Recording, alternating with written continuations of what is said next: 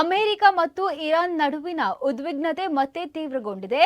ಹಾರ್ಮೋಜ್ ಜಲಸಂಧಿಯಲ್ಲಿ ನಡೆದ ಸೇನಾ ಚಟುವಟಿಕೆಗಳ ಹಿನ್ನೆಲೆಯಲ್ಲಿ ಇರಾನ್ ಅಮೆರಿಕದ ಯುದ್ಧ ನೌಕೆಗಳ ಮೇಲೆ ಕ್ಷಿಪಣಿ ಡ್ರೋನ್ ಹಾಗೂ ವೇಗದ ದೋಣಿಗಳ ಮೂಲಕ ದಾಳಿ ನಡೆಸಲು ಯತ್ನಿಸಿದೆ ಎಂದು ವರದಿಯಾಗಿದೆ.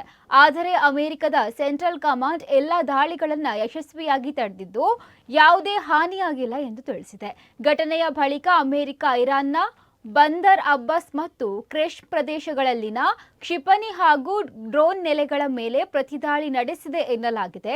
ಅಮೆರಿಕ ಇದನ್ನು ಸ್ವಯಂ ರಕ್ಷಣಾತ್ಮಕ ಕ್ರಮ ಎಂದು ಸಮರ್ಥಿಸಿಕೊಂಡರೆ ಇರಾನ್ ಅಮೆರಿಕವೇ ಮೊದಲು ಕದನ ವಿರಾಮ ಉಲ್ಲಂಘಿಸಿದೆ ಎಂದು ಆರೋಪಿಸಿದೆ.